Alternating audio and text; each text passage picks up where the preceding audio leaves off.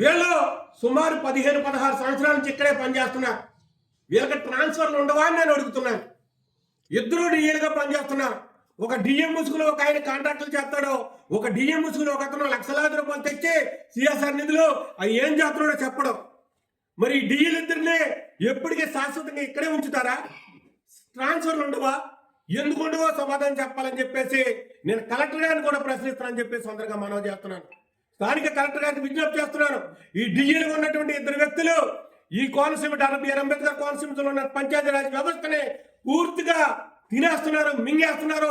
ఖచ్చితంగా రేపు భవిష్యత్తులో ఒక 4-5 రోజుల్లో ఆధారాలతో సహా నేను బయటపడతానని చెప్పేసి ఈ డిఎల్ వ్యవస్థలో కలెక్టర్ గారికి విజ్ఞప్తి చేస్తానని చెప్పి సందర్భంగా మనవి చేసుకుంటూ, ఏమైనప్పటికీ వచ్చినటువంటి ప్రేక్షకులు మీరు సంక్రాంతి సంబరాల ముసుగులో ఏదో చేస్తారని వచ్చినటువంటి ప్రేక్షకులు పూర్తి అవస్థలు పాలయ్యారు, అసౌకర్యానికి గురయ్యారు.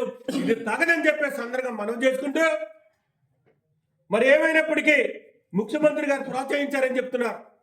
జాతీయ స్థాయిలో ఈ పర్యాటక రంగాన్ని తీసుకెళ్తానని చెప్తున్నారు. మరి అక్కడ గుండాట్లో, పేకాట్లో, మిచ్చిలవిడిగా కోతాట్లో జరుగుతుంటే ఇది పర్యాటక రంగమా? ఇది జాతీయ స్థాయిలో వెళ్తాదా?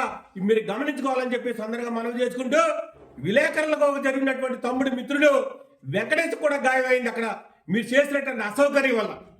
టీవీ 9 రిపోర్టర్ వెంకటేష్ గారు కూడా అక్కడ గాయమైంది మీరు చేసినటువంటి అసౌకర్యం. సౌకర్యం లేకపోవడం వల్లే ఆ గాయం జరిగింది.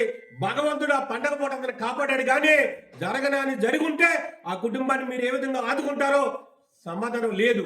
ఇప్పటికే ఆయనకి ఏమి చేసింది ఏమి లేదని చెప్పి సందర్భంగా మనం చేసుకుంటూ, సంక్రాంతి సంబరాల ముసుగులో మీరు చేసినటువంటి కార్యక్రమం అంతా కూడా శ్వేతపత్రం విడుదల చేయాలని చెప్పేసి వైఎస్ఆర్ కాంగ్రెస్ పార్టీ తరఫున డిమాండ్ చేస్తూ మీ అందరికీ ధన్యవాదాలు తెలియజేస్తున్నాను.